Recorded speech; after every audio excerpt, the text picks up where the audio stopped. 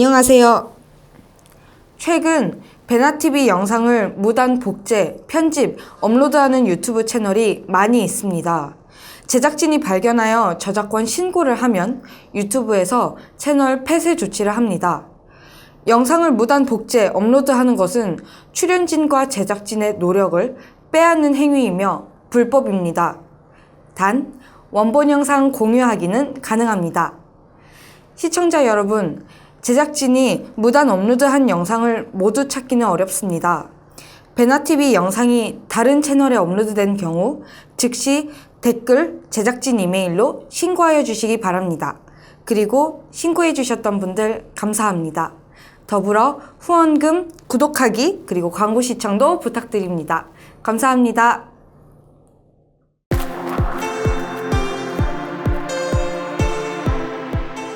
가운데자를 주시고 소개를 너무 잘해주셔가지고 주변에서 많이 보고 얘기를 캠페인이 될 수 있는 책 같아요. 평소에 박사님 생각하시는 거랑 많이 통하는 아니 그래서 우리 장 박사하고 우리가 이제 얘기하는 거, 트럼프에 대해서 얘기하는 거, 미국에 대해서 얘기하는 거, 한국에서는 압도적인 소수설입니다. 저 책을 읽어보니까 우리 얘기하는 거랑 똑같아서 상당 부분을 우리 장 박사가 읽었어요. 읽고서 이쪽으로 도와주시고 감사합니다. 저희한테 어떻게 연락하게 되신 거예요? 제 그 동생이 보고 남동생이 예 남동생이 예 이게 아주 유명한 박사님이 그 유명한 채널에서 언급을 해주셨다고 해서 저희가 봤어요. 그래서 이 페이스북 메시지로 이 PD님한테 그냥 제가 박사님한테 개인적으로 감사 인사 드리고 싶다. 네. 준비하겠습니다. 네. 시작. 베나TV 시청자 여러분 안녕하십니까? 국제정치 151회 공개 강연을 시작하겠습니다. 제가 구독 신청 독려했을 때보다 이춘근 박사님께서 직접 구독 신청 독려를 해주시니까 무려 3,000명 이상이 증가했습니다. 5만 명을 넘었습니다. 네. 신청해 주셔서 감사드립니다. 구독자가 많아지면 유튜브에서 저희 베나TV를 더 많이 홍보를 해줍니다. 주변에 널리 알려주시면 좋겠습니다. 해운대에 사는 정성부님께서 10년치 후원금을 한 번에 보내주셨습니다. 장원재 박사님, 이춘근 박사님, 그 외에 모든 베나TV 관계자 여러분 너무나 좋은 방송 감사합니다. 111 하면 좋겠지만 월 10,000원씩 10년치 선불로 보내드립니다. 할인해 주시는 거라 믿습니다. 더욱더 발전하는 베나TV가 되기를 기원합니다. 그리고 100만 원 보내주셨습니다. 감사합니다. 댓글로 베나TV 광고가 요새 잘 안 보인다고 걱정하시는 분들이 계셔서 답변 드립니다. 최근에 대기업 광고주들, 미국과 전 세계의 대기업 광고주들이 선정성과 폭력성이 다수 노출되는 콘텐츠가 유튜브에 있다. 그래서 광고를 철회를 했습니다. 광고주가 줄어들었기 때문에 자연스럽게 저희 광고가 줄어든 것이지 특별히 베나TV만 따로 어려움을 겪고 있는 것은 아닙니다. 그러나 걱정 많이 해주시는 분들 후원금 보내주시면 그만큼 저희가 더 열심히 만들도록 하겠습니다. 그리고 마이클리 선생님 얘기를 저희가 했지 않습니까? 네네. 수많은 시청자분들이 언제 한국 오시냐고 그러는데요. 알래스카에 계시는 마이클리 선생님 수많은 시청자들 생각하셔서 조만간 좀 귀국해 주셨으면 좋겠습니다. 귀국해서 이춘근 박사님과 더불어 이 긴박한 정세 실시간으로 한번 분석해 보고 싶습니다. 박사님 한번 구독 신청 독려해 주시면. 네네. 네. 또 오늘도요. 네. 박사님 위력을 한번 확인하고 싶습니다. 아니에요. 저도 여기 구독 신청하는 그게 뭔지 모르고 있었는데 그 전번 주일날 얘기를 들었습니다. 그래서 우리 가족들 다 구독 신청을 했어요. 3명 했는데 구독 신청을 하면은 이 프로그램 만드는데 여러 가지 도움이 되는 것 같아요. 그러니까 그냥 평소 보시더라도 구독 신청 아무런 이 재정적인 부담이 안 들어가는 일이니까 구독 신청해주면은 감사하겠습니다. 네. 가운데 모신 분은 실리콘밸리의 투자 전문가, 헤지펀드 자산운용 서비스 회사 파이오니어스 INC의 양연정 대표입니다. 안녕하세요. 안녕하세요. 지난주에 이충근 박사님이 이 책을 교보문고에서 우연히 발견하고 그렇죠. 전혀 모르던 네. 사이입니다. 저희가 오늘 다 오늘 처음 처음 만난 봤습니다. 사이입니다. 네. 방송에서 소개를 했더니 저희한테 연락을 해주셔서 마침 이제 귀국 중이시라고 그래서 오늘 저희가 출연 부탁드렸습니다. 미국 현지 분위기 한번 생생하게 분석을 해보도록 하겠습니다. 첫 번째 주제입니다. 미국과 중국의 정상회담. 예, 지금 정상회담 오늘 지금 이제 우리나라 낮 시간으로 이미 다 종료가 종료는 됐죠. 됐습니다.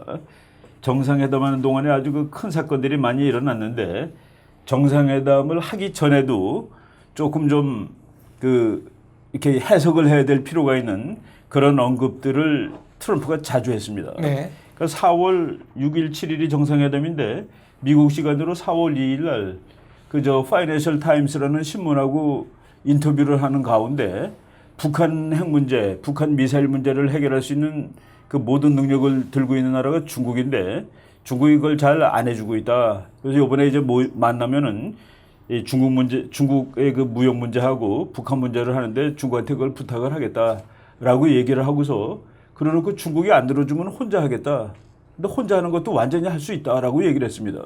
중국이 들어주면은 다 좋고 안 들어주면 나 혼자 하겠다라고 해가지고 이것이 그 손님을 불러놓고 할 수 있는 얘기인가 하는 그런 그 의미가 문제가 있었죠. 그리고 이제 뭐 조금 이따 나오겠습니다만은 그 저녁을 먹고 그러니까 엄밀한 의미에서는 저녁이 끝나기 전입니다. 5시 10분부터 그 미국 시간으로 플로리다 시간으로 5시 10분부터 8시 50분까지 이제 그 만찬을 하는데 8시 45분에 미국 군함 2척이 토마호크 미사일, 타마호크라고 그러죠, 미국말로.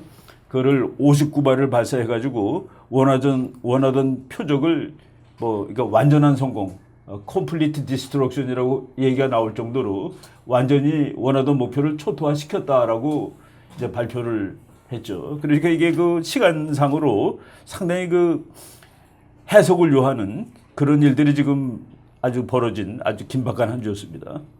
미중 정상회담 어떻게 보셨습니까? 뭐 주변에서 많이 이제 걱정을 하시더라고요. 뭐 지금 왜 이 시점에 한국에 갔냐, 빨리 돌아야 되는 거 아니냐, 우리도 미국에 가야 한다, 뭐 이런 얘기를 많이 하셨는데 사실 트럼프 대통령은 항상 좀 돌발 발언을 강경한 어조로 하는 스타일인데다가요. 그리고 특히 중국 문제에 대해서는 미국에서 정치를 하는 입장에서는 어떤 공공의 적, 그러니까 정치적으로 이용할 수 있는 외부의 적으로서 또 이용을 하기 때문에 항상 더욱더 강경한 어조로 얘기를 해왔어요. 그리고 개인적인 스타일인데 항상 트럼프 대통령은 좀 백을 던져서 상대를 교란시킨 후에 그 다음에 7, 80을 얻어내는 전략을 항상 구사하기 때문에 사실 중국에 가서 강경 행보를 할 것이라는 사실은 어느 정도 예측이 돼 있었다고 생각합니다. 그리고 오히려 좀 중동에 대한 강력한 메시지를 전달함으로써 사실 미국에 있는 한국 사람들 입장에서는 북한에 대해서 강력하게 어떤 경고를 대신 해준 것 같은 그런 느낌도 받고 있는 것 같아요. 예. 지금 트럼프 대통령이 발언을 세게 하기는 하지만 그래도 걷어들이기에는 너무 많이 간 거 아닙니까? 그렇죠. 그러니까 북폭을 암시하는 듯한 발언을 굉장히 많이 했는데요. 아니 그 암시하는 발언이 아니라 그냥 거의 북폭하겠다라는 얘기를 한 겁니다. 이제 맨 처음에 우리가 쭉 이렇게 다시 거꾸로 올라가서 정리를 해보면은 북한이 트럼프가 대통령 된 다음에 취임한 다음에 처음으로 이제 미사일을 쏜 것이 2월 12일입니다. 그리고 2월 13일 날 김정남이 화학 무기에 의해서 죽었죠. 네. 이번 그 사건하고 다 연계되는데 화학 무기에 의해서 죽었습니다. 그리고 이제 2월 13일 날 캐나다 수상하고 만난 다음에 나와서 기자회견할 때 북한 문제가 대단히 큰 문제고 이제 그 트럼프의 어법은 같은 단어를 두 번 쓰는 겁니다. big problem, very big 이런 식으로 쓰는데 아주 큰 문제고 이것을 most strong, 가장 세게 이걸 다루겠다라는 그런 식으로 언급을 해가지고 이것이 폭격을 한다는 그런 의미가 있겠다 했는데 그 트럼프 행정부의 관리들, 뭐 국방장관, 국무장관 이런 사람들 얘기가 그 이후에 전부 트럼프의 얘기를 동조하는 식으로 얘기를 했습니다. 예를 들어서 이 국방장관이 미국의 5가지 문제 우리 여기 방송에서 한번 했습니다. 미국의 5가지 위협이 있다. 5개의 위협이 있다. 거기서 북한은 얘기를 하고 그런데 국방장관이 3월 31일 날 영국을 방문했는데 그 국방장관은 해병대 대장일 때 중동 그 센트콤 사령관입니다. 근데 그 사람이 중동 사령관일 때 미국의 문제는 뭐냐 그랬을 때 이란 앤드 이란이라고 얘기를 한 적이 있었습니다. 근데 요번에는 북한이 제일 중요한 문제다라고 순서를 바꿔놨습니다. 완전히 북한을 1등으로 바꿔놓고 그리고 지금 북한이 막 그 엉망으로 레클리스라는 그런 말을 썼는데 맨 마지막에 한 말이 It has got to be stopped. 북한의 그러니까 뭐 레클리스한 그 행동은 그러니까 완전히 지멋대로 막 하는 행동은 got to be stopped. 이거 뭐 우리 중학교 고등학교 때 배운 영문법에 가면 내가 이 중지시켜 놓고 말겠다는 그런 얘기 아니겠습니까? 그런 얘기 나오고 그리고 이제 거기서도 디플로마시가 나오는데 외교가 나오는데 그 전직 미국 국방장관들이 외교로는 안 될 거다라는 말을 전부 다 또 뒷받쳐주고 있습니다. 네, 타임 아웃이라는 그렇죠. 표현도 나왔습니다. 타임 다 아웃되고 그리고 뭐 구스 옵션을 절대로 내려놓으면 안 된다라고 그 애슈턴 카터 바로 전번 국방장관이죠. 이런 사람들이 얘기하고 있는 상황입니다. 지금 현재. 중국 매체 보도에 의하면 중국이 미국 측에 투자를 하겠다, 일자리를 만들겠다 이거로 이제 트럼프 대통령을 한번 협상 무대에 올려놓겠다. 중국의 경제력 이만한 실력이 있습니까? 중국의 규모는 충분히 있다고 봅니다. 예, 그리고 사실 미국과 중국의 경제적인 관계는 아주 얽혀 있는 부분이 많고 또 규모도 크기 때문에 사실 한쪽이 다른 한쪽을 일방적으로 끊을 수 있는 관계는 아니죠. 만약에 트럼프 대통령이 중국 제품에 관세를 매기게 되면 중국으로서는 지금 미국 국채를 최대 보유하고 있는 것이 중국 정부이기 때문에 만약에 중국 정부가 그 국채를 매도할 경우에는요. 그러면 미국의 국채 가격은 떨어지게 되고요. 그럼 금리가 올라가는 거죠. 금리가 올라가게 되면 트럼프 대통령이 지금 공약에서 말하고 있는 경기 부양이나 인프라 투자나 이런 자본 조달은 전부 다 어려워지게 돼 있어요. 그래서 사실 이 둘이 굉장히 강력한 언어를 주고받지만 그 물밑에서 이루어지는 경제적인 이득에 대해서는 상당히 일치되는 부분도 있기 때문에 사실상 이 모든 것을 협상 전략 측면에서 좀 볼 필요가 있다고 생각합니다. 그래서 지금 안보에 대한 문제도 그렇고요. 대표적으로 환율 조작국이나 어떤 관세의 문제도 사실 현지에서 보기에는 실제로 트럼프 대통령이 그것을 하겠다라고 하기보다는 강력한 메시지를 펀치를 먼저 날림으로써 중국을 협상 테이블로 나오게 해서 뭔가를 얻어내려는 전략일 것이다라고 생각하고 있죠. 중국과는 아무리 협상을 해도 별로 얻은 게 없다 이런 발언이 나왔습니다. 그렇죠. 오랫동안 얘기했는데 얻은 것이 아무것도 없다. Absolutely nothing이라고 또 이렇게 얘기를 했는데 우리나라 신문에는 그게 이제 농담이라고 나왔는데 그게 진짜 농담인지는 잘 모르겠어요. Absolutely nothing이 농담일지 몇 시간을 얘기를 같이 했는데 그리고 이번에 이 외교의 그 모드가 조금씩 다른데 워싱턴에서 한 회담이 아닙니다. 워싱턴에서 한 것이 아니고 이제 어디서 했습니까? 그 트럼프의 별장에서 했죠. 플로리다주에 있는 별장. 네. 그거 사진 혹시 보셨습니까? 그 호화로움의 극치입니다. 그 뭐 중세 그 루이 14세 궁전 보는 것 같은 그런 느낌이 드는 그런 방에서 했는데 이게 무슨 의미일까를 잘 고려를 해봐야 됩니다. 예를 들어서 지난 몇 년 전에 3년 됐죠. 2013년이니까 그 미국의 써니랜드 거기서 그 오바마하고 시진핑이 이제 와이셔츠만 입고 이제 서로 거닐면서 그래서 그게 그 국가의 지도자들이 국익에 관해서 첨예하게 충돌하기보다도 조금 좀 이렇게 뭐 분위기를 틈새를 남겨놓고 네. 하는 건데 그게 안 된다라고 주장한 게 바로 이 책입니다. 마이클 오슬린이라는 이 학자가 아시아의 시대는 끝난다라고 이렇게 얼마 전에 쓴 책인데 이 사람이 이번에 텔레비에 나와서 그런 데서 하는 거는 그 원하는 것을 얻을 수 없다. 그리고 이제 중국 문화라든가 이런 게 달라서 그 미국 대통령들이 이런 별장 같은 데 얘기하는데 그냥 탐색전을 한 것뿐입니다. 그리고 첩보 모임을 그러니까 와이셔츠만 입고 한 게 아니라 넥타이 다 메고 했습니다. 이번에는. 근데 그러고 워싱턴은 아니고 그런데 바로 거기가 아베는 와서 워싱턴에서 회의를 하고 그리고 옷통 다 벗고 골프 치는 옷으로 비행기 타고 간 것이 또 거기입니다. 그런 건 미묘한 그런 그 외교 관계가 있는데 트럼프 대통령이 그 자기가 당선된 그 배경이 트럼프가 한 말은 그겁니다. 그 WTO에 가입 안 되면 중국이 미국 공장 6만 개를 문 닫게 했다. 그래서 300만 명이 일자리를 잃었다. 나는 그 사람들이 일자리를 찾아오고 공장을 되찾아올 거야. 중국으로부터. 그거가 얘기를 하고 됐기 때문에 어느 정도까지 분명히 갈 거라고 봅니다. 그리고 지금 그 우리가 무역 통계 같은 걸 보면은 미국이 1년에 한 6천억, 7천억 적자 버는 나라인데 중국으로 보는 적자가 그 중에 반입니다. 그러니까 중국은 한 5천억 정도 흑자를 보는데 미국으로부터 보는 적자가 3천 수백억이고 그래서 이런 관계 뭐 이게 정말 따지고 들어가면은 적자를 보더라도 미국은 별로 나쁠 것도 없어요, 사실은. 그럼에도 불구하고 이것을 이제 고치겠다라고 지금 나오고 있는 것이죠. 뭐 그런 것들이 지금 회담에서 얘기되는데 그것보다도 더 중요한 것은 그 회담을 하고 있는 도중에 시리아를 폭격하게 했다라는 그 사건이죠. 네.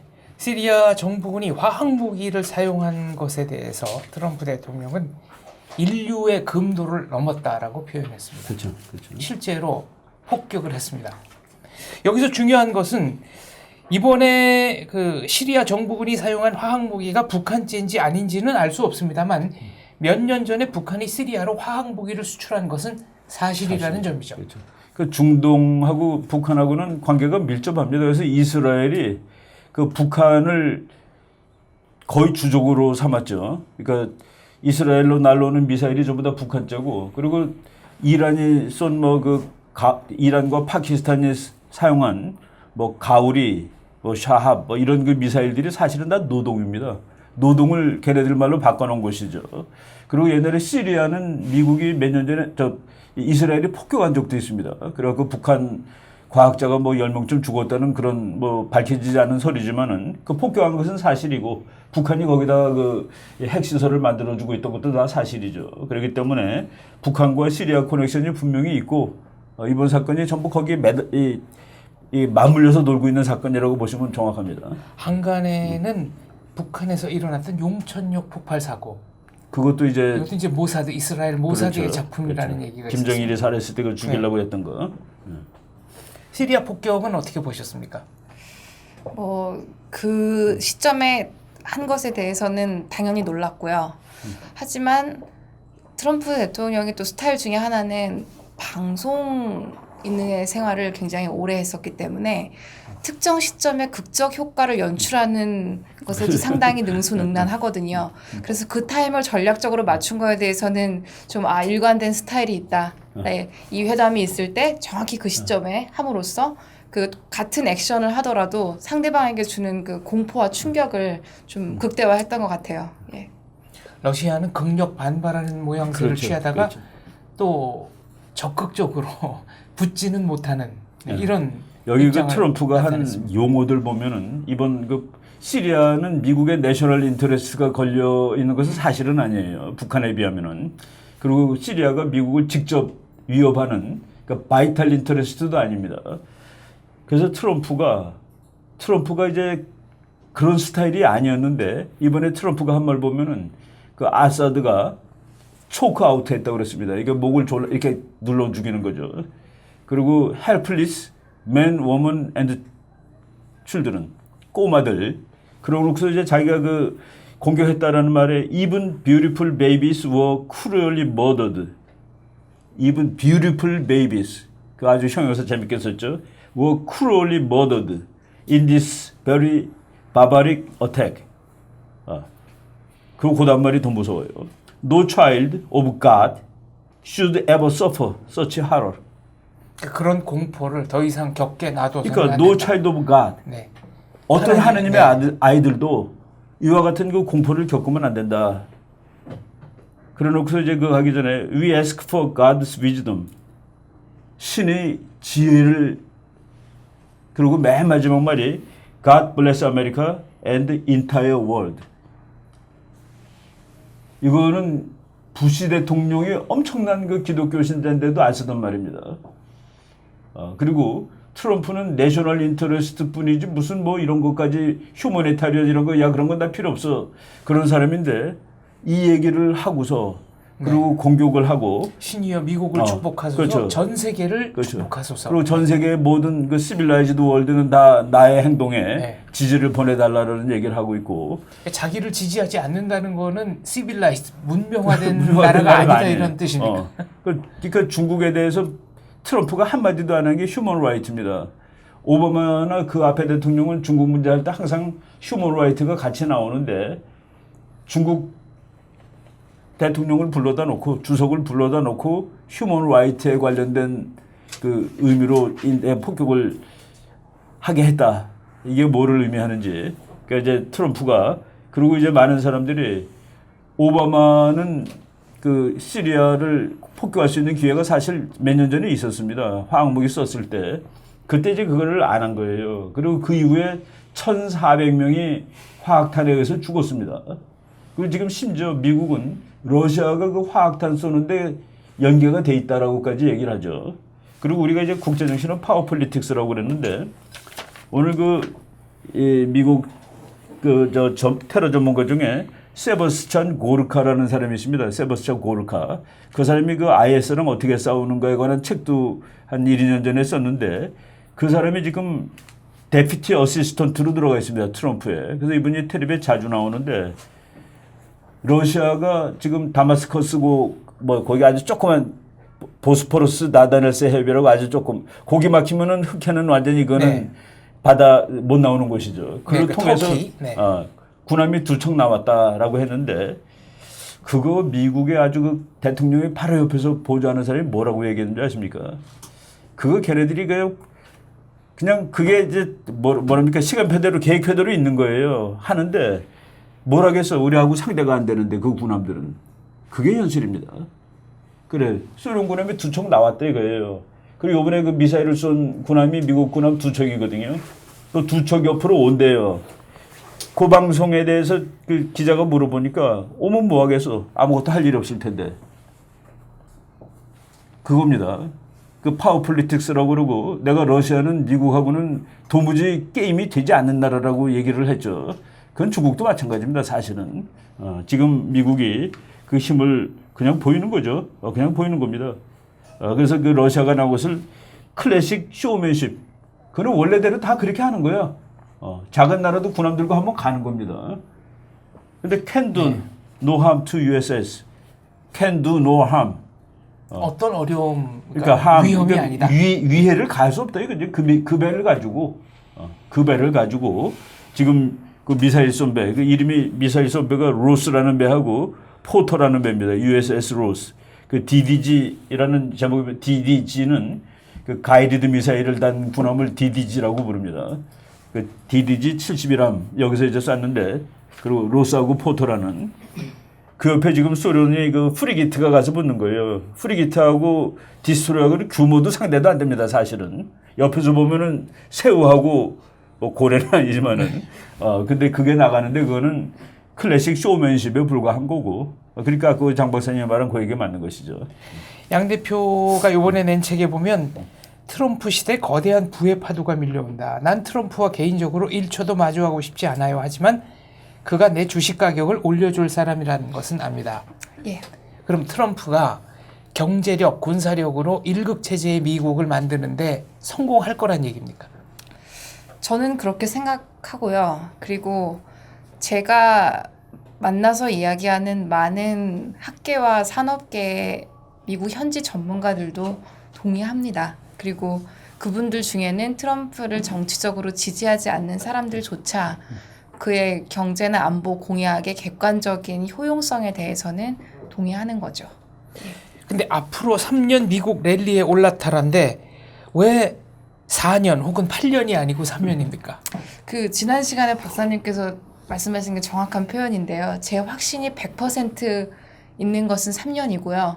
당연히 10년간 강할 것이라는 것에 대해서도 어느 정도의 확신이 있습니다. 하지만 투자는 좀 신중해야 될 문제이기 때문에 그런 면에서 정말 확실한 기간만을 언급하기로 했고 그 기간을 약간 짧게 잡긴 했어요. 하지만 장기적으로 봤을 때도 지금 모든 어떤 산업계의 혁신과 우리가 얘기하고 있는 AI, 4차 산업혁명 4차. 이런 것들이 전부 다 미국이 독주하고 있는 상태이기 때문에 오히려 이 제목을 보고 나서 이런 기술 쪽이나 이쪽 일을 하시는 분들은 나는 단기는 오히려 모르겠지만 장기가 오히려 더 미국이 강하지 않겠느냐 이렇게도 얘기를 하세요. 3D 프린터라든가 AI라든가 기타 그 밖에 수많은 컴퓨터 기술들, 예. 혁신적인 기술은 다 미국에서 시작이 그렇죠. 됐습니다. 예. 네.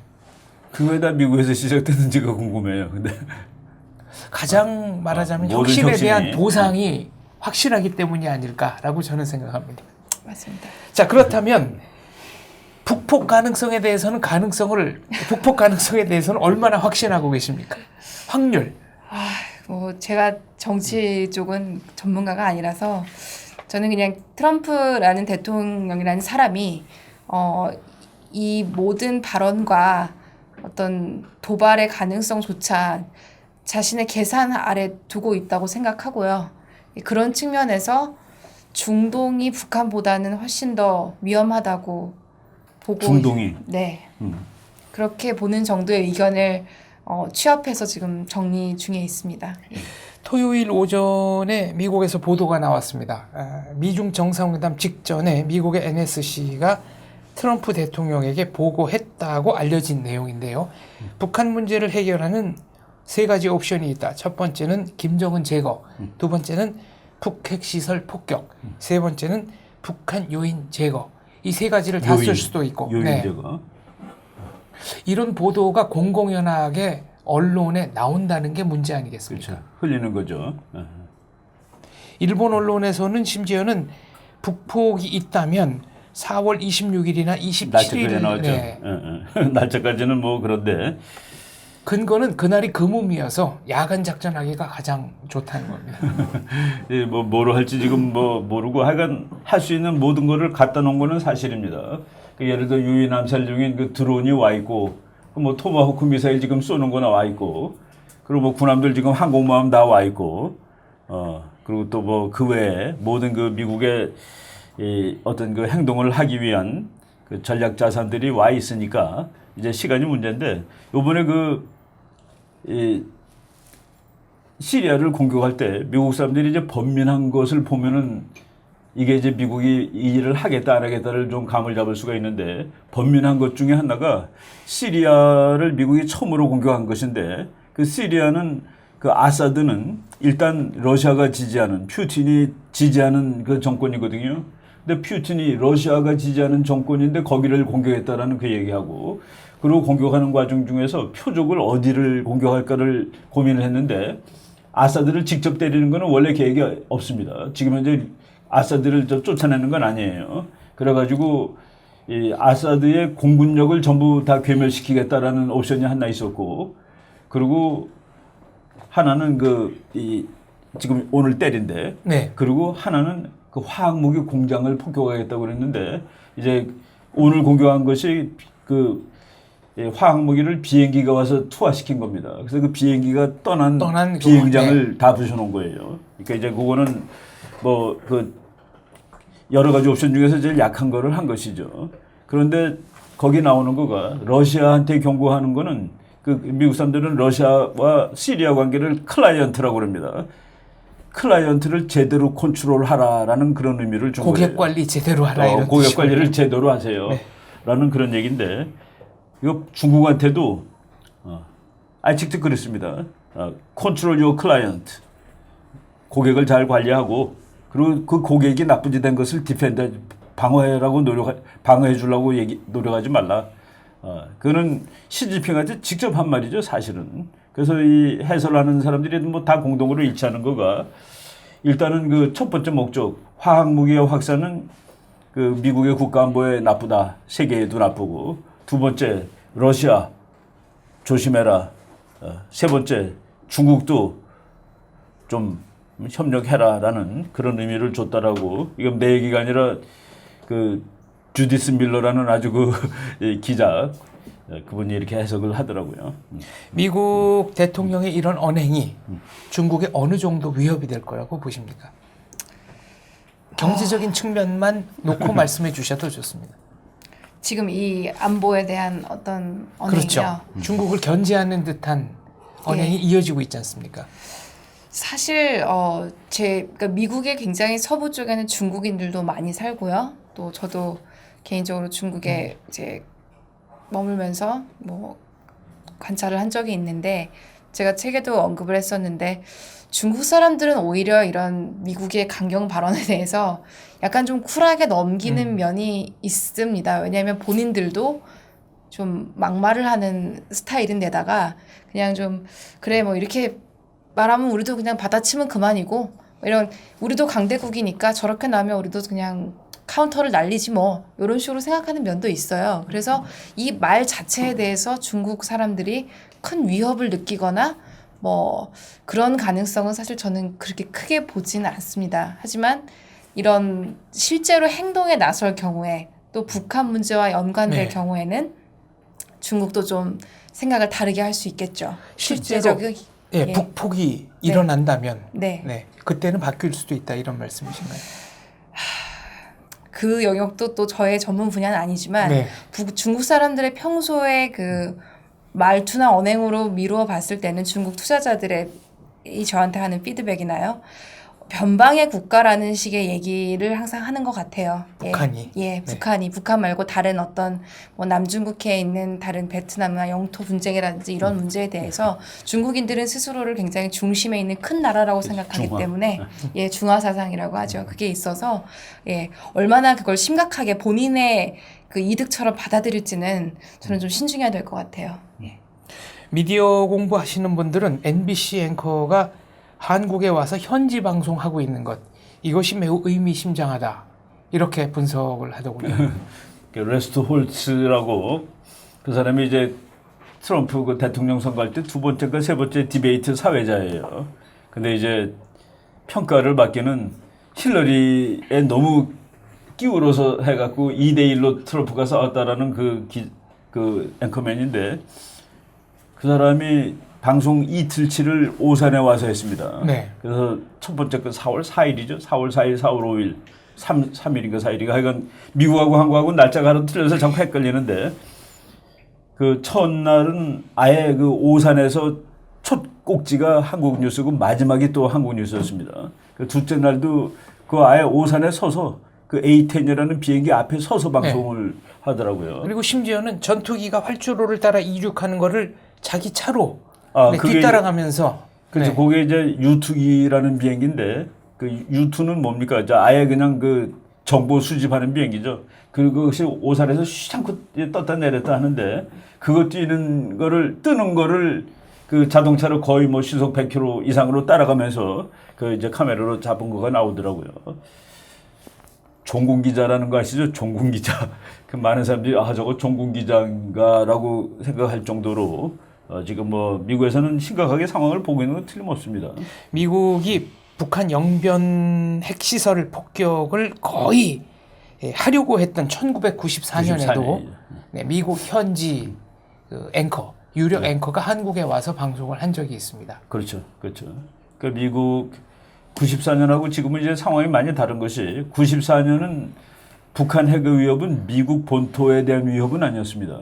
근데 지금 미국 사람들이 뭐 의견이 다 일치하는 것이죠. 트럼프 행정부 1기 내에 가만 놔두면 북한은 미국의 서부를 공격할 수 있는 핵 폭탄과 미사일을 가질 수 있는 것이 틀림없다. 그러니까 이걸 그 이전에 막아야 되는데 뭐 지금 막아야 되는 방안을 얘기하는 것이죠. 바로 며칠 전에 클린턴 대통령이 재임 중 가장 후회가 되는 것은 94년 북한 폭격을 하지 않은 것이다 라는 얘기를 했습니다. 아, 그랬습니까? 네. 그렇죠. 이렇게 뭐 병이 클지 모르는 것이죠. 김영삼 대통령도 그렇게 말씀하셨다고 그러더라고요. 김영삼 대통령이 뭐 엄청나게 막았죠. 이건 절대로 안 된다고 막았는데 그 김영삼 대통령을 이제 드문드문 만나는 김용삼이라는 기자가 있습니다. 네, 월간조선 편집장 했던. 네. 그 김용삼 기자가 이제 만날 때마다 아 그때 그거를 폭격을 하시는데 동의를 하시지 그랬냐 그러면은 나는 전쟁을 막았다라고 쭉 얘기를 하셨는데 어느 해인가 그걸 아는 것이 후회가 된다라고 말씀을 하시고 그 해에 돌아가셨어요. 그 해에 돌아가셨는데 그때 할 거를 못했다고 후회를 했다는데 지금은 상황이 좀 달라진 거 구조가 달라졌습니다. 우리가 이건 하면 절대로 안 됩니다. 그래도 미국은 이젠 나의 문제이기 때문에 네가 안 도와주면 나 혼자 해야 돼라고 할 수도 있는 상황이 된 거죠. 그리고 지금 미국 그 코멘트하는 사람들을 보면은 이제 세계는 그러니까 미국의 적들은 미국의 대통령이 새로운 대통령이 나왔다는 사실을 잘 생각해야 될 것이다라는 말을 하고 있습니다.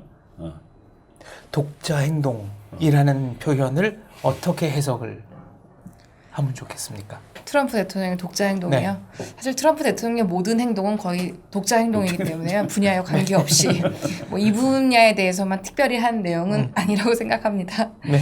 예. 그래도 중국과 한국의 얘기 안 듣고 독자 폭격을 할 수도 있다 이런 뜻일까요? 그렇죠. 자기 문제니까 아메리카 포스트니까 그 사람의 그 네. 주의가 모든 것을 미국 위주로 생각하겠다는 거거든요. 그러니까 다른 나라가 어떻게 되든지 간에 하여간 그 재밌는 얘기가 그 닥터 고르카 얘기가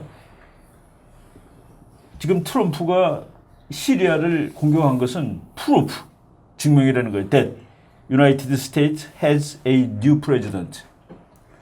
그 오바마 시대가 아니다라는 얘기를 하는 것이죠. 그리고 어떤 사람은 오바마는 이게 그 아무것도 힘이 없어. 스테로이드가 없어. 우리 저기 의사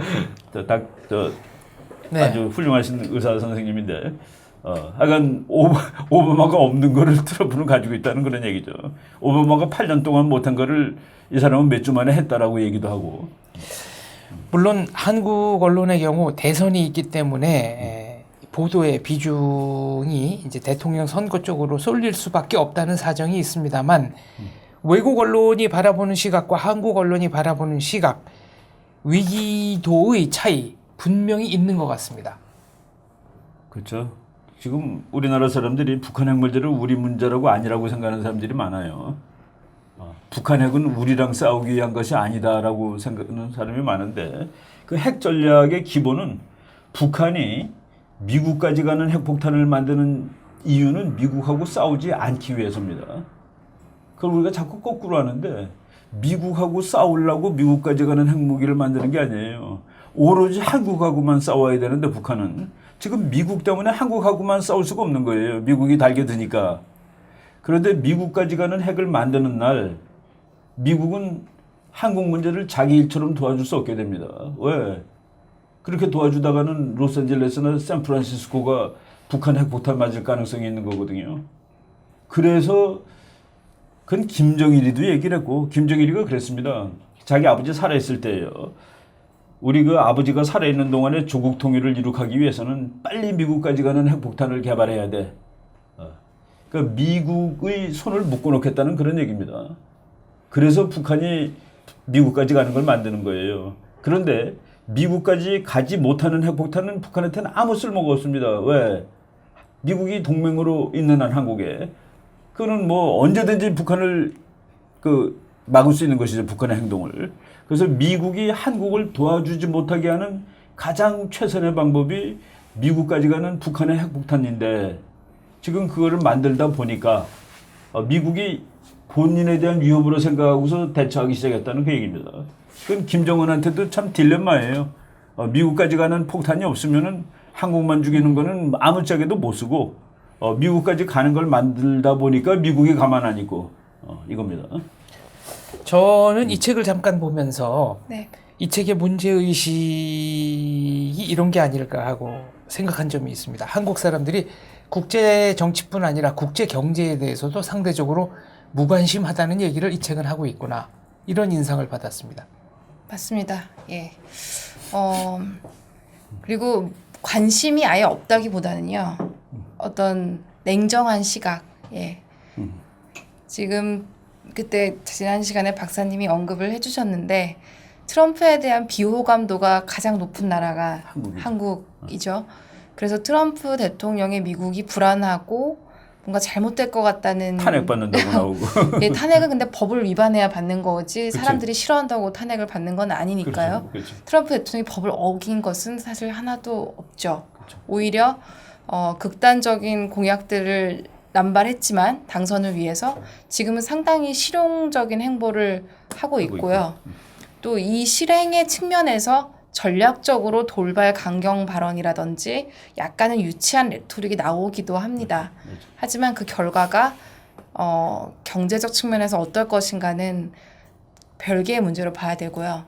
특히 뭐 많은 비판적인 목소리들이 있어요. 장기적으로 봤을 때 뭐 이민 제한이나 뭐 트럼프 대통령의 이런 그 보호무역주의가 미국의 경쟁력을 악화시키고 뭐 세계를 안 좋게 할 수도 있다.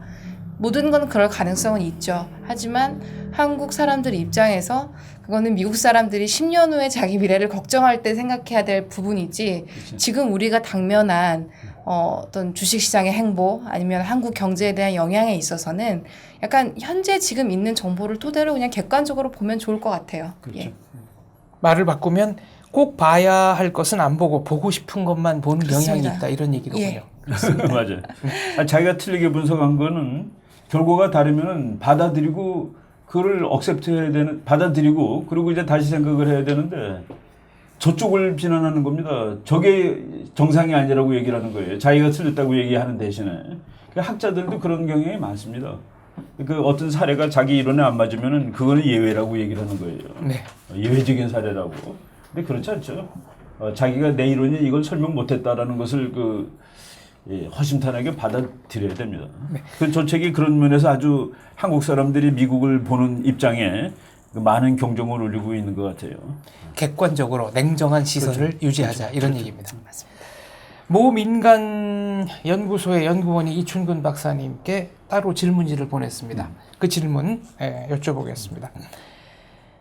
얼마 전 북한 고위층 탈북자 태영호 공사와는 다른 분께 미국의 대북 공격 가능성이 높아지는 것에 대해 질문했습니다.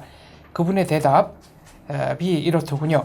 북한은 최고 존엄에 대한 공격이 있는 경우 곧바로 전쟁을 감행하는 시스템이 갖춰져 있습니다.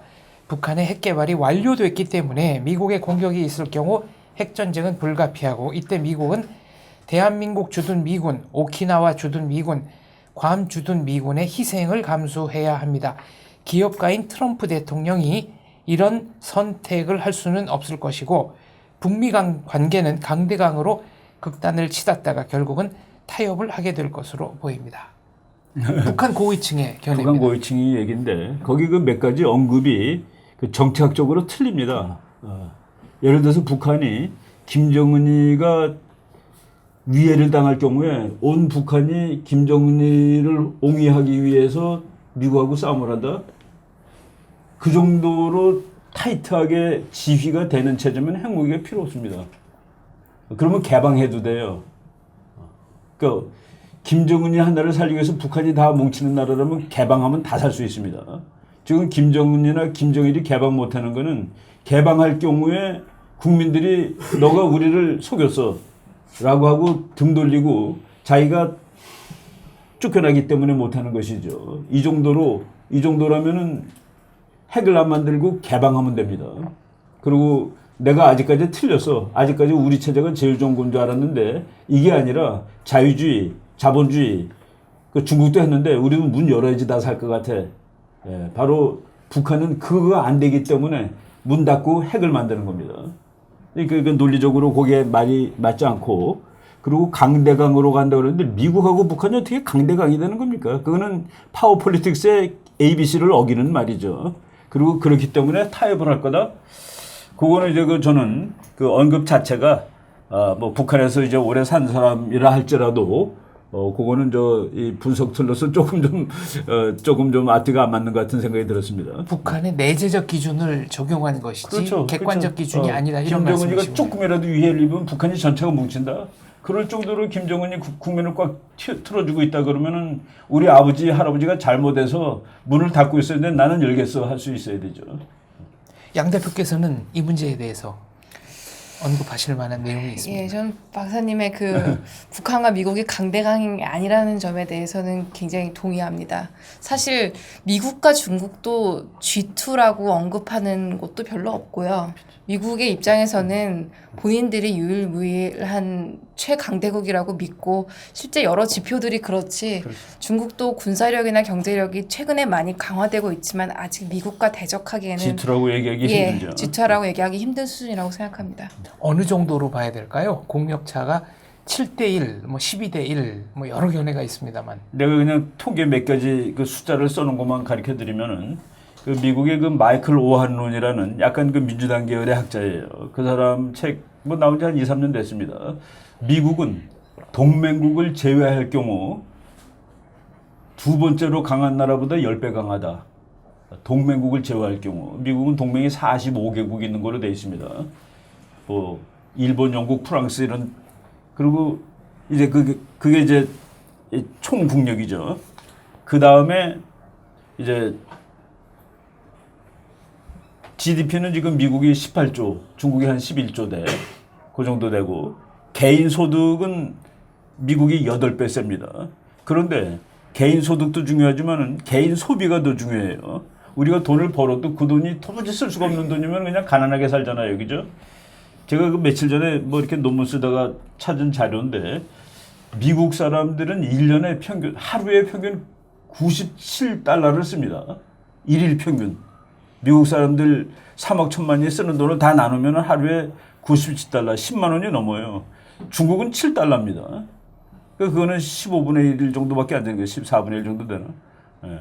지금 국력차가, 그리고 지금 여기 말씀하셨지만은 제가 강의를 이제 하다 보면 어떤 사람이 교수님 그래도 앞으로 중국의 미래가 미국을 앞설 수 있지 않을까 그러는데 미래가 미국이 더 유리하다는 그걸 우리가 알아야 됩니다. 미래가. 지금 여기는 과학기술 뭐 4차 혁명 얘기했는데 인구 통계학 같은 거 보면 중국은 상당히 별로 이렇게 미래가 안 좋죠. 그런 거 다 따졌을 때 역시 그 미국이 그러니까 뭐 엔드 오브 더 에이션 센츄리 같은 책이 나오는 거죠 지금. 더구나 미국은 공원이라든가 체육시설, 기타 사회적 인프라를 거의 무료로 가깝게 사용하기 때문에 중국 사람들보다는 골프 코스가 3달러 뭐 이러니까 네. 한번 하는데. 네. 그러니까 미국의 97달러는 중국에서 똑같은 소비를 하기 위해서는 몇 배 더 3,400달러를 지불해야 한다는 이런 얘기가 되겠습니다. 질문 받겠습니다. 10분 동안 네. 이 박사님 혹은 양 대표께 네. 김재성님. 네. 예, 맞습니다. 대한민국에서 입이 달려서 이제 말하는 진보 좌파적 용객들이 보통 이제 말하는 것이 남북 문제의 가장 이제 출발점이 지금의 정전협정을 종전협정으로 가서 끝끝에 평화협정으로 맺어야 남북 문제의 근본적인 출발점이라고 하는데 나름대로 좀 허구적인 맹점이 있는 것 같고요. 그래서 지금 트럼프 대통령이 북한에 대해서 뭐 이렇게 프리임티브 뭐 이런 게 결국은 최종적으로는 아까 뭐 언급하신 것처럼 북미 간의 비하인드 커튼, 마크 협상을 위한 지금 이런 식의 액션이 다 섀도우 복싱 아니냐. 지금 이런 식의 논리가 이제 거듭되는 논리가 있는데 박사님의 설명을 듣고 싶고요. 혹시 양 박사님이 미국에 오래 계시니까 저 질문 하나 또 드리고 싶은 게 오바마 케어하고 트럼프 케어가 어떠한 차이가 있길래 요번에 이렇게 입법이 안 됐는지 모르겠고 그다음에 왜 같은 당인데 공화당의 뭐 프리덤 코커스인가요? 그런 그 그룹의 존재가 도대체 어떤 존재인지 두 선생님에게 질문 드리겠습니다. 평화협정은 북한이 주장하는 건데 평화협정이 되면은 미국인이 나가야 되는 거예요. 평화협정 즉 주한미군 철수 한미동맹 폐지가 되는 것이죠. 근데 그 평화협정이 되려면 북한이 무장을 해제하고 뭐 이런 걸 다 조치를 취해야 되는데 그거 없이 그래서 이제 그 뒤에 숨어 있는 거가 미군 철수입니다. 그래서 이제 그걸 우리가 받아들이지 않는 것이죠. 이름이 나빠서가 아니라. 그리고 엄밀한 의미에서 전쟁이 안 끝났고. 안 끝났고. 법적으로는. 법적으로도 안 끝났고 실질적으로 그 마음상으로 안 끝났습니다. 북한 거기 나오죠. 북한 노동당 규약에 온 사회의 주체 사상화. 그러니까 대한민국 전체 제주도 끝까지 주체 사상이 지배하는 곳으로 만들어야 된다라는 그런 그 그런 것들을 그대로 놔두고 그리고 공격할 수 있는 병력을 다 그대로 놔두고 그러니까 그들의 주장이 상당히 나이브한 주장이라고 볼 수 있는. 나이브하기도 하고 그 따져보면은 그 뒤에 흉계가 있는 주장이죠. 네, 오바마 케어와 트럼프 케어. 예, 기본적으로 어느 나라나 마찬가지겠지만 의료 정책은 굉장히 복잡해서 뭔가를 변화시키고 실행하는데 많은 시일과 또 이해 당사자들 간의 협상의 과정이 굉장히 난해합니다. 그래서 오바마 케어가 실행됐을 때도 당시에 오바마 대통령 국정 지지율이 굉장히 높았고 의회의 동의도 거의 받았음에도 불구하고 14개월의 시간과 70회 이상의 공청회를 거친 끝에 많은 부분을 양보해서 통과된 것이 오바마 케어였어요. 그리고 그 협상 과정에서 많이 축소가 되었기 때문에 지금 가입자가 미미하고 그러다 보니 여러 가지 실행상의 문제점이 노출이 됐었습니다. 그래서 그 오바마 케어를 만드는데 참여했던 경제학자들은 트럼프 정부에 조언을 하기를 당신이 트럼프 케어라는 것으로 오바마 케어를 폐지하기로 공약을 걸었으니 뭔가 변화를 시키는 것은 필요하나 사실 그것이 현실적으로 굉장히 오랜 시간이 걸릴 것이다. 라고 해서 사실상 지금 트럼프 케어의 많은 내용은 오바마 케어에 있는 좋은 부분이라고 여겨지는 것들을 그대로 계승하고 있습니다. 커다란 차이가 없고 대신에 이제 뭐 디테일을 조금 말씀드리면 사실 오바마 케어가 지향했던 우리나라식의 그런 국민 의료 의무보험 체계를 가기 위해서 중요한 부분은 거기에 미가입자에 대해서 페널티가 세야만 강제력이 있어야만 이게 국민 전체에게 확대가 될 수 있는데 그런 부분에서 오바마가 원하는 만큼 하지 못한 측면이 있었어요. 그래서 트럼프는 그것을 조금 더 강화시키는 방면으로 이걸 하고 싶었지만 그도 역시 지금 뭐 의회의 전폭적인 지지를 얻고 있는 상태도 아니고 또 이 공약이 경제 공약에서 우선순위가 높은 공약도 사실 다른 공약에 비해서 조금 밀리는 것도 사실이에요. 그래서 얼른 약간 이름만 바꾸는 식으로 프레이밍을 바꿔서 지금 통과를 시키려고 했는데 결국적으로는 말씀하신 것처럼 공화당의 강경파가 있죠. 이 사람들은 말한 대로 지켜야지 이렇게 비슷하게 오바마 케어를 그대로 베껴가지고 조금만 바꿔서 통과시키는 것은 안 된다라고 해서 사실 이번은 통과가 안 됐습니다. 그러니까 어떻게 보면 이것은 트럼프 대통령이 너무나 이게 극단적으로 가려다가 못했다기보다는 미처 실용적으로 가다 보니까 흡수하지 못했던 더 강경한 사람들의 반대가 또 지금 정책을 실행하는데 좀 발목을 잡는 측면이 있어요. 그것이 또 국정 지지율이 조금 낮게 나오는 어떤 이유로 보기도 합니다.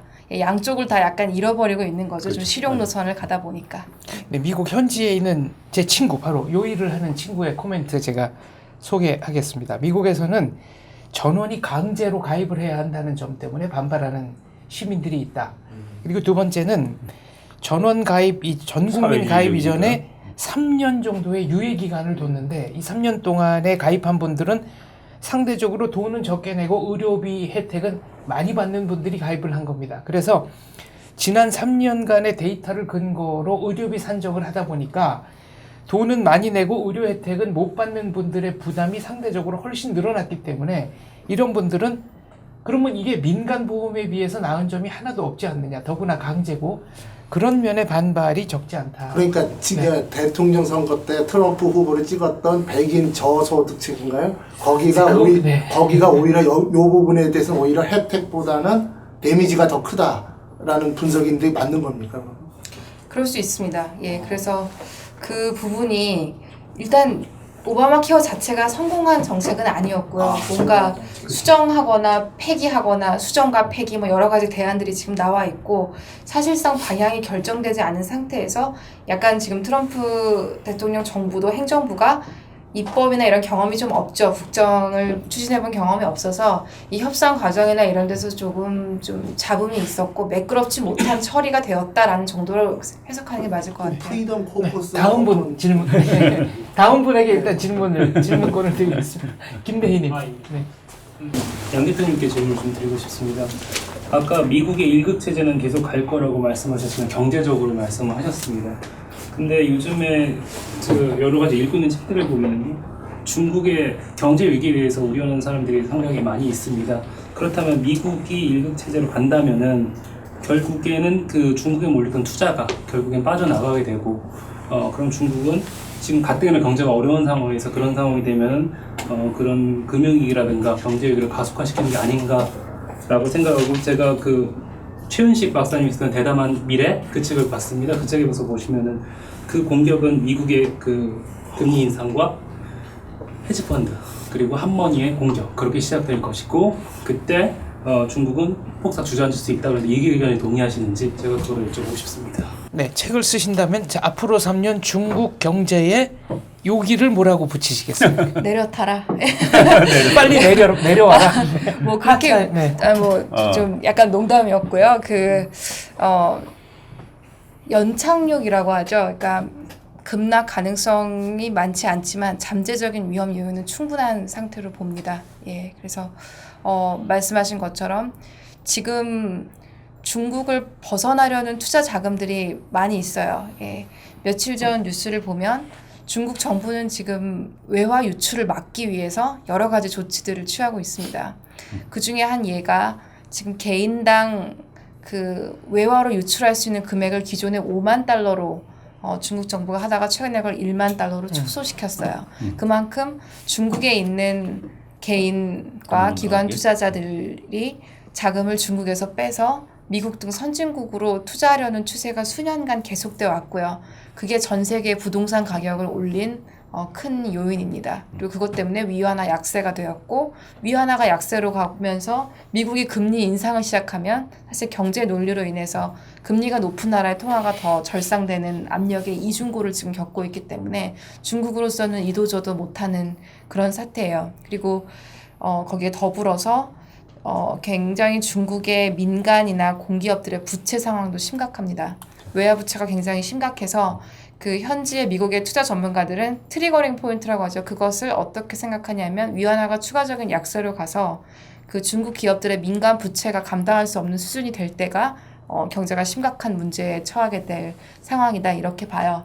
하지만 지금 당장 급락하지 않는 이유는 일단 중국 정부가 추진하고 있는 자본시장 개방이나 이런 조치들이 어느 정도 성과는 이루고 있어요. 작년에 위안화가 SDR 그 IMF 통화에 편입이 됐다든가 이런 식으로 위안화의 국제화가 조금씩이나마 진행이 되고 있고 또 수출 주도형이었던 경제를 내수로 돌리려는 중국의 계획들도 100점 만점에 100점은 아니지만 조금씩 나아지고 있는 추세이기 때문에 글로벌 기관들이 전망하는 중국 경제 성장률이 올해에도 한 5, 6% 정도는 유지를 하고 있는 이유가 그거예요. 하지만 말씀하신 대로 충분히 잠재적인 위험은 있다고 봅니다. 중국 당국의 심리적 마지노선이라는 외환 보유고 3조 달러가 붕괴했습니다. 최근의 일이고요. 예. 중국의 지방정부 공기업의 부채는 사실상 통계를 내기도 불가능할 정도로 어마어마하다고 들었습니다. 맞습니다. 예, 그 3조 달러가 붕괴된 것은 외환시장 그 위안화 환율 방어를 위해 소진했기 때문이겠죠. 예, 위안화가 자꾸 약세로 가죠. 그렇죠. 중국 정부가 아니라 민간들이 자본을 유출하니 위안화를 매도하고 위안화가 약세로 가니까 그 값을 끌어올리기 위해서 중국 정부는 외환 보유고를 써서 위안화를 계속해서 매수해야 되고 그러다 보니까 지금 마지노선이 붕괴가 됐습니다. 그리고 말씀하신 것처럼 중앙정부의 부채도 그런 정도일진데 사실 중앙정부의 통제력이 미치지 않는 지방정부 그리고 그들과 결탁한 어떤 부동산 업체들과의 관계 이런 것들이 상당히 섀도우 뱅킹이라고 말하는 그림자 금융을 광범위하게 형성하고 있고요. 그리고 부채가 건강한가의 기준은 사실은 디폴트죠. 채무 불이행이 법적으로 명확하게 정의돼서 불이행을 선언한 기업들이 회생하거나 아니면 파산하는 절차가 투명하게 공개가 돼야 되는데 그런 그 채무 처리의 투명성 관점에서 중국은 아주 낮은 점수를 줘야 된다고 생각합니다. 다른 면에 비해서 특히나 더 안 좋다고 생각해요. 네. 알겠습니다. 양 대표가 재미교포가 아니냐는 분들이 계셨는데요. 사실은 카이스트 전자공학과를 졸업한 토종 한국인입니다. 맞습니다. 네. 오늘 출연 소감 한마디 부탁드립니다. 예, 일단 제 책과 이런 좋은 내용을 먼저 소개시켜 주셔서 너무 감사드리고요. 이렇게 많은 분들 뵙게 돼서 반갑습니다. 그리고 저도 이것이 소수의 의견일 것이다라고 생각하고 좀 용기를 내서 집필한 내용이었어요. 트럼프와 미국에 대한 긍정적인 전망. 근데 이렇게 공감을 해주시는 분들이 계셔서 심적으로도 굉장히 든든하고 앞으로도 좋은 내용이 있으면 발굴해야겠다는 그런 생각이 드네요. 예. 혹시 이춘근 박사님께 질문하고 싶은 사항이 있으십니까? 제가 이제 저는 투자를 하는 사람이니까 네, 궁금한데 혹시 박사님께서 미국에 투자를 하신다면 어떤 종목이나 이런 데 특히 관심이 가실 것 같으신지 그게 좀 궁금해요. 나는 뭐 경제로는 완전히 그 네. 문외한입니다. 문외한 돈 버는 방법을 몰라가지고 줄을 아직 한 번도 안 사봤어요. 네. 평생 안 사봤는데 미국에 집 샀다가 망했습니다. 내가 산 게 아니라 우리 딸이 샀다가 반토막 났습니다. 네. 아니 22만 불을 주고 한참 뭐 비쌀 때 샀는데 아니 우리 아이가 거기서 이제 일을 하는데 매일 한 달에 1,500불씩 뭐 돼서 우리 기준으로는 야 그걸 왜 돈을 내냐 아예 사지. 그 우린 뭐 그래서 이제 샀는데 22만 불이 IMF 그러니까 2008년 전에 샀어요. 그리고 2008년 하면서 7만 불이 됐다고 그러더라고. 3분의 1. 그래서 내가 우리 딸내미한테 너 망했다 그랬는데 지금은 뭐 한 10몇만 불로 다시 올랐다는 말은 들었습니다. 근데 뭐 뭘 사이 좋은지 어느 우리 그 내가 아는 교수 부인이 그래도 집이 최고라고 얘기를 해줘서 그런 적이 한번 그래서 뭐 집이 최고야 그래서 산 건데 그리고 2008년이 사실 그것 때문에 네. 그 정말 돈도 없는 사람들이 다 집 사가지고 망한 거가 2008년 얘기 아니겠습니까? 저 가르쳐 주세요. 알겠습니다. 아까 드렸던 말씀 다시 한번 드리면서 마무리하겠습니다. 보고 싶은 현실만 봐서는 답이 없습니다. 보기 싫더라도 꼭 봐야 하는 현실을 직시해야만 답이 보일 것입니다. 오늘 방송 여기까지 하겠습니다. 감사합니다. 베나TV는 정부기관 및 관련 단체의 후원을 받지 않습니다. 후원금을 받게 될 경우 출연 요청, 주제 선정 등 청탁을 할 수 있기 때문입니다. 그래서 베나TV는 정부기관 및 관련 단체의 후원을 받지 않습니다. 베나TV가 지속적으로 프로그램을 만들 수 있도록 시청자 여러분께 부탁 말씀 올립니다. 시청자 한 분이 한 달에 1,000원씩 후원해 주시는 111 캠페인 많이 도와주시기 바랍니다. 그리고 후원해 주시는 여러분들 감사합니다.